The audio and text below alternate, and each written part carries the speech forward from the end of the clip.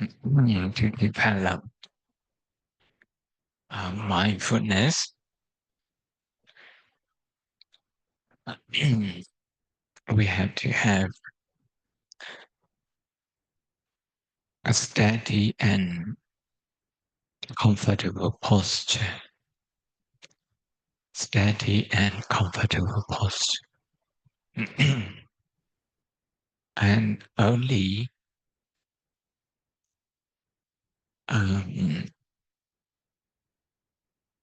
with constant mindfulness that wisdom can arise. Wisdom will come on its own if mindfulness is well developed, sustained, mature. Sustained mindfulness will bring about what we say investigative mind. The mind that is sharp, sharp in observation. Before mindfulness is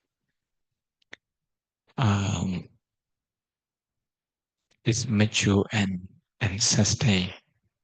Observation is on and off, on and off. Not clear,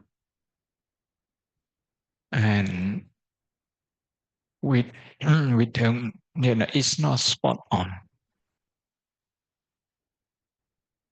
And we rely so much on theoretical understanding, meaning we understand after something has happened, or we read, we listen before something happens.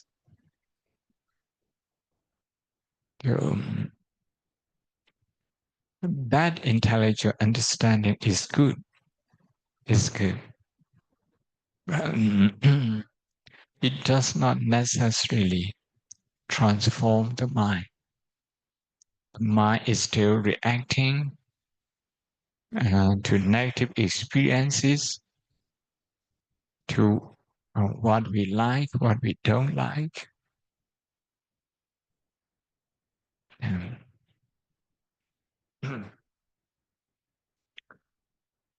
So in order to develop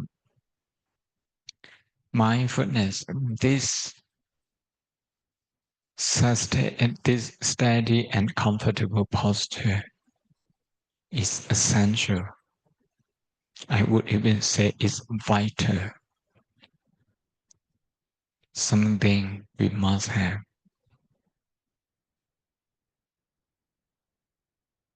A correct posture, which we so far define as comfortable and steady posture, is a process. Is a process. We develop that in a session after session, sitting after sitting. We develop that gradually. In some session, we discover and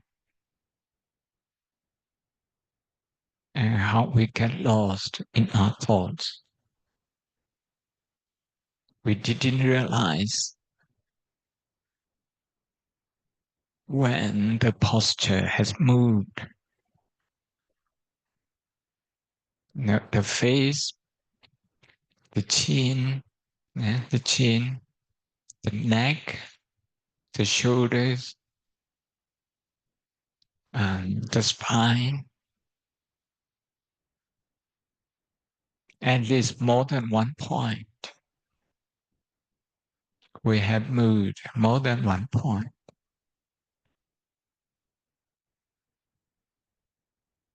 But if we don't persevere,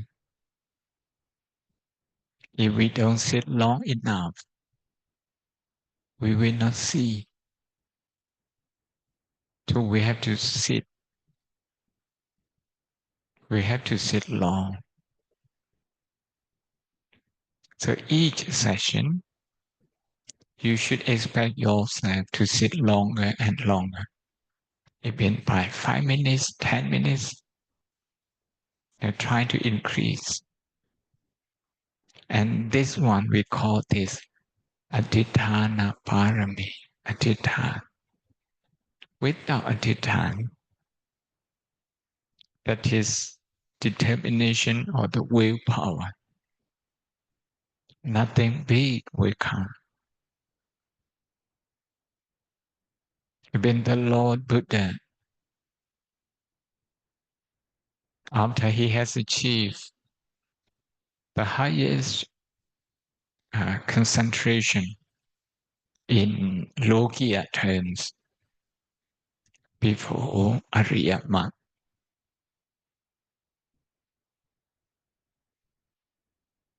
he achieved Rupajana, Arupajana, Chan, one-pointedness, and he could sit all day. He wouldn't feel pain because of the concentration. Even after that kind of concentration, and after he has given up his life, his luxurious life, his powerful life, politically, economically powerful life as a crown prince, the second most powerful person in the kingdom. After he has given up all those things, and after achieving very high concentration, very pure morality, when he came to the Bodhi tree, when he sat under the Bodhi tree, he still had to rely on his Adhitthana Param. He said, I'm not going to get up. I'm not going to move.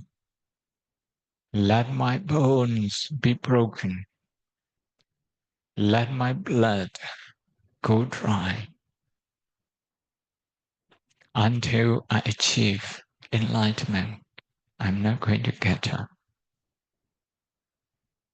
As the ultimate Adhitthana. Before that, he had many Adhitthana, many determinations, life after life, in meditation, sitting after sitting, one after another practice. He had Adhitthana. He used Adhitthana. That is why it's very important. Okay, when you sit now, today, I'm going to make this an important point. When you sit, to make it your own personal undertaking for 40 minutes, for 45 minutes. I'm not going to move. I'm going to dedicate my energy, my mind, my body, my effort to the Buddha and to all meditation teachers from the Buddha's time up to now. And I dedicate this and the results of this Adhitthana and to the welfare and well-being of all living beings. So one is Adhitthana. The second is Metta. This is going to help you to persevere. Otherwise, you can give up very easily. Can give up very easily. The um, the discomfort from the physical body is one of what we say lokatham, that is uh, detriments or hindrances um, that everyone in this world has to face. But that kind of hindrance can be overcome. Can be overcome by using adhitthana parami. And that adhitthana parami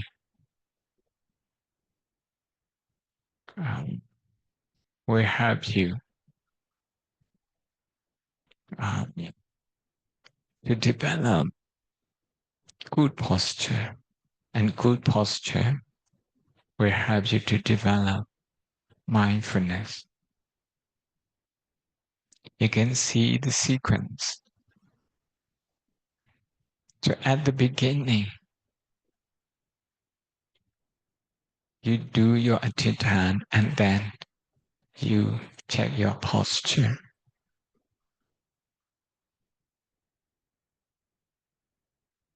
I mentioned the Buddha doing adhitthana parami. When he met one of the previous Buddhas, he was inspired that a Buddha, with his compassion, with his wisdom, could help many people. He could help many people. So to have other people in your mind is one of the ways to reduce self-centered habit. You see, when you have family, when you have elderly parents, when you have children, you have more drive, you have more energy, you have more determination to work, to achieve, to stay healthy. You can see the Buddha in some of his previous lives because he was always thinking for other people.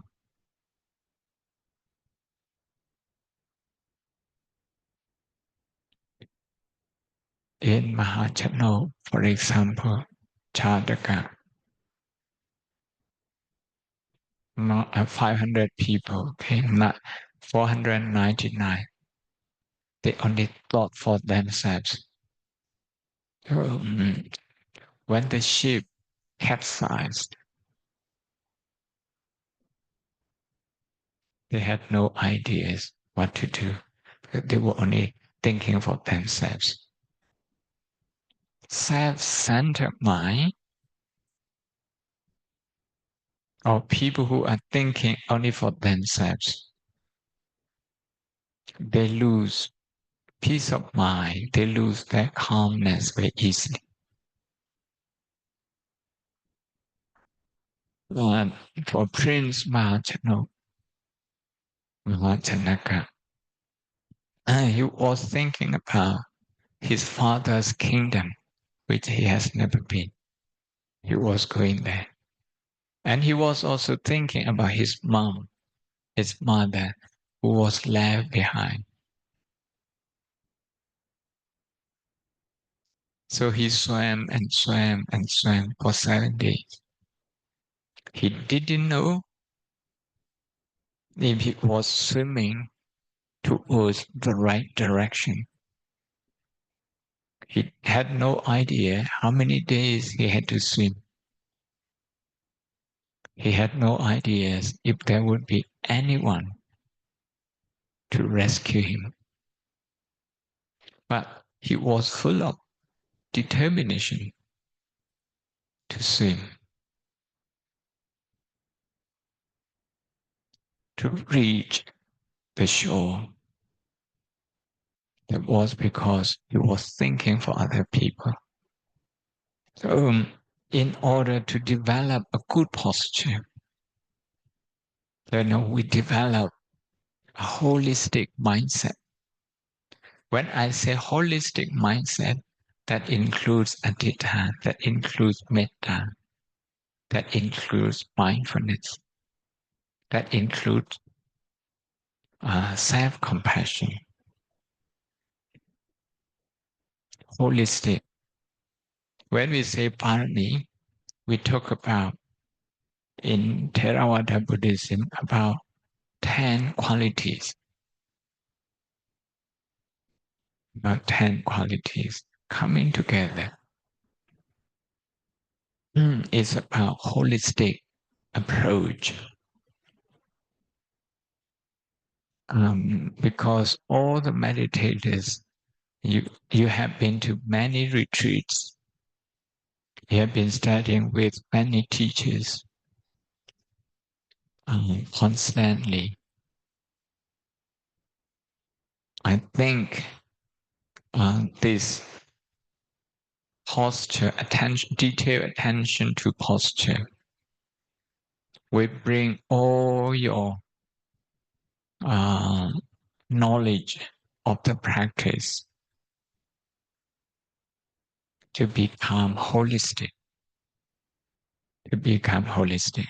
You may spend a bit of time at the beginning, doing adhitthana and doing metta. That metta may be a form of self-compassion or maybe a form of mudita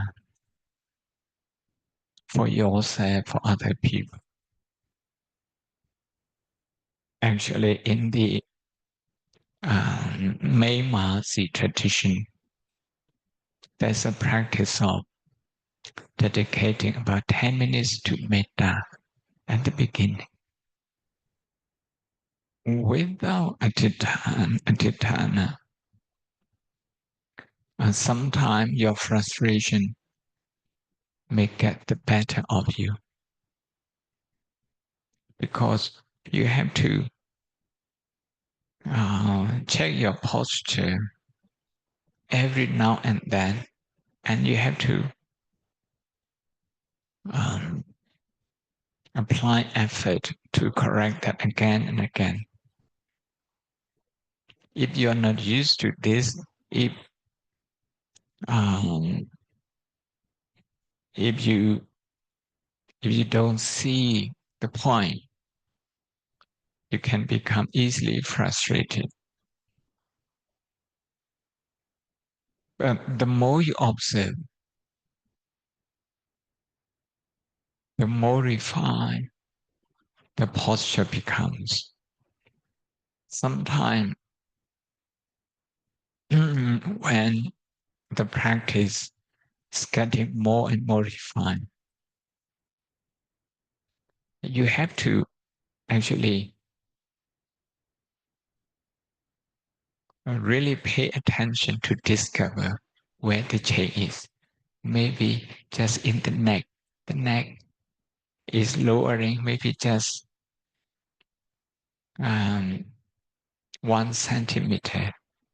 That affects your thoughts already.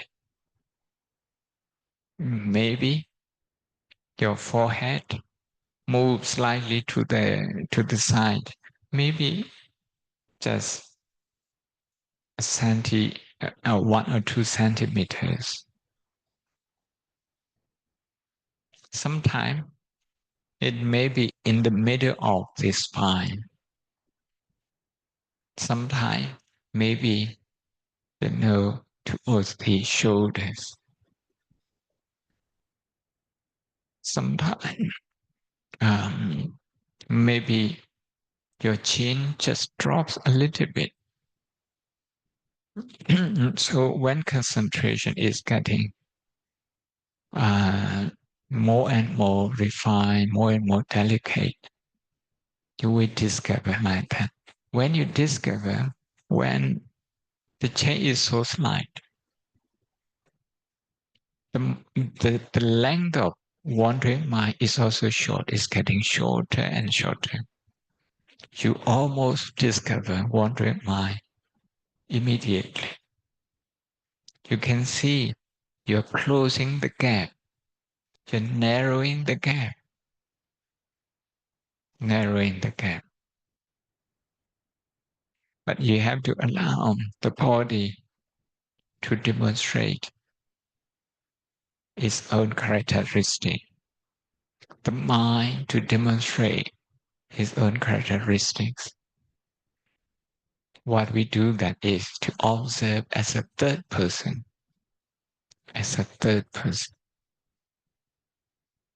And if you're going to meditate, I'm going to have the best posture. You're already personalizing it. You're already trying to manage it, to manipulate it, to interfere with that, to design that. You see, you begin with atta.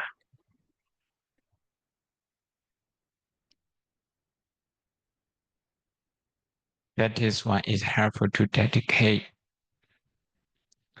our mind and body to the Buddha, the Dhamma, and the Sangha, to all the teachers, and then to share those merits to all living beings at the very beginning.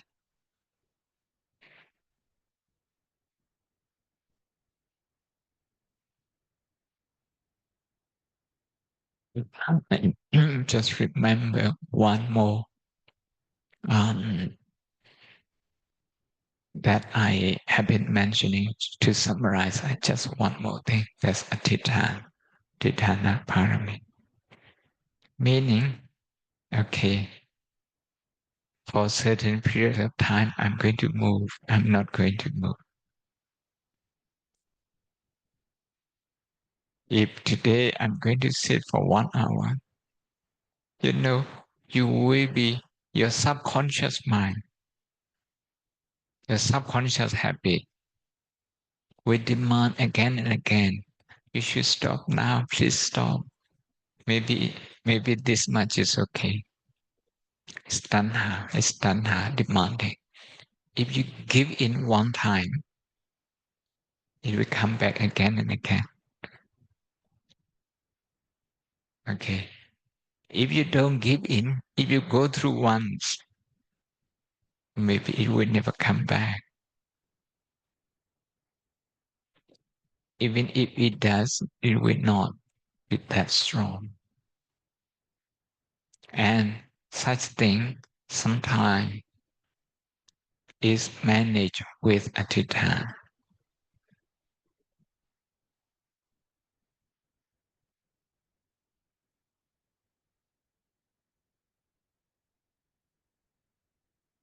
In terms of emotion, pay attention to like and dislike. Like and dislike, those two.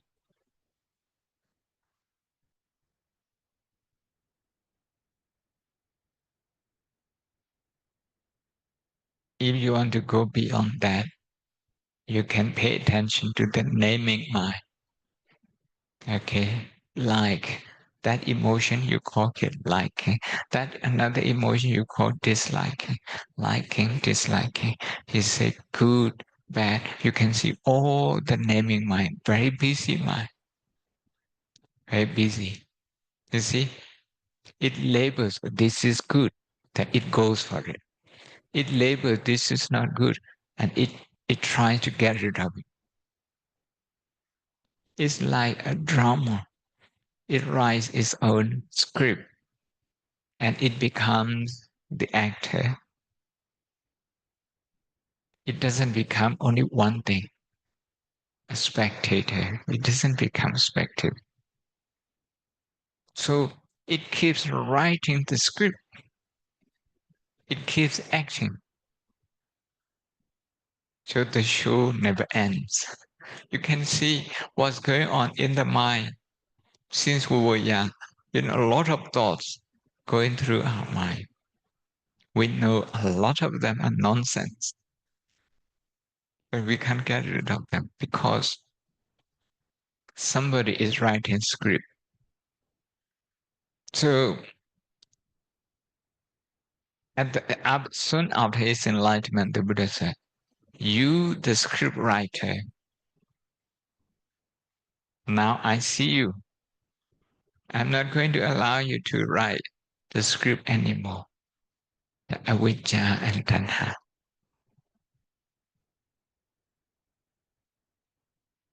Okay, any question?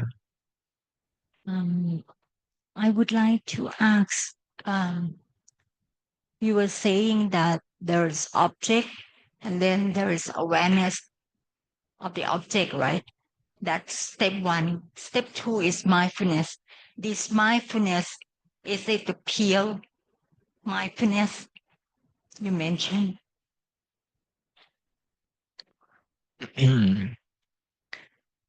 Awareness of one object. One object. Mindfulness is mindfulness of one object plus something related to that. If you are aware of pain, this is awareness. If you're aware of not just pain, but the intention to get rid of it, you see, you are aware of two, one after another. The intention to get rid of pain, it makes the pain last longer because you're holding on to that. In terms of khanha, pain is vedana. The intention to get rid of is sankhara. The moment you see the link between the two,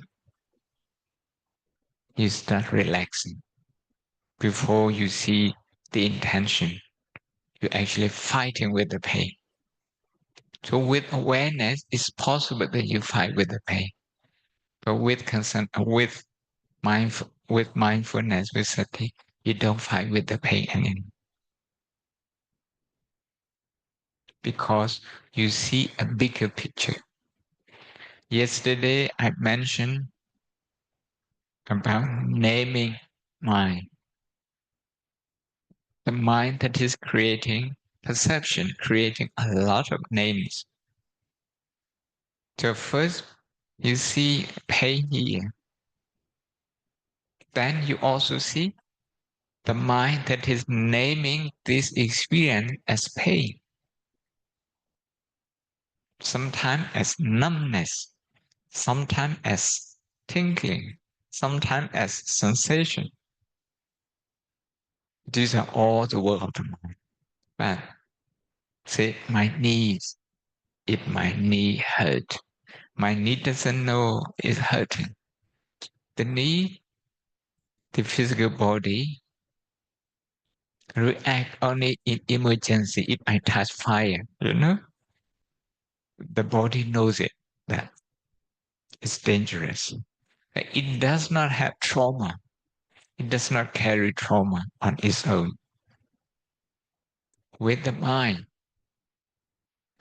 is going to label that as fire, going to label it as dangerous, it's going to label that as burning, causing danger, causing disfigure. So all those things, they are the function of the mind. The function of the mind. Sanya. It's like you see the object as they really are. You do not have perception or concept Yes. on that object. Yes. Yeah. In other words, with awareness, you see one thing. With mindfulness, you see a process.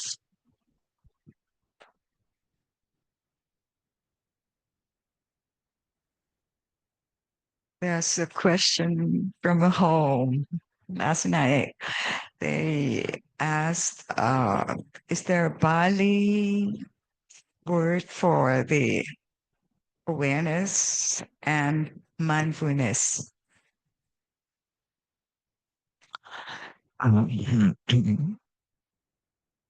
If we look for Satipatthana Sutta, Mahasatipatthana, one word that is used at least about 130 times. 30 times is called Pachanati.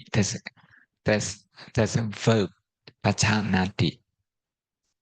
Chanati, it has PA, that's a poplar, Pachanati. That's likely to be awareness. But the Buddha also used the word Sato, Sati, that's Sati, and also another word, Patisati.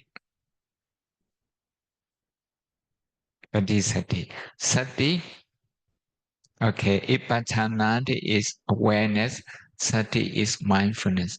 Patisati is almost equal to wisdom.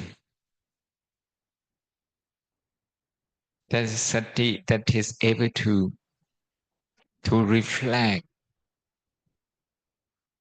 the process and discern, So because the word Patisati is used together with the word jnana.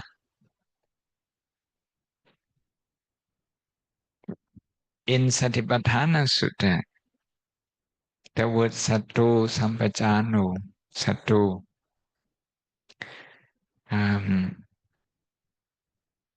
does not occur as many times as the word Pachanati. The word Pachanati, as I mentioned earlier, it occurs more than 120, 130 times. The word Sato, I think, the word Sati, Sato, the same.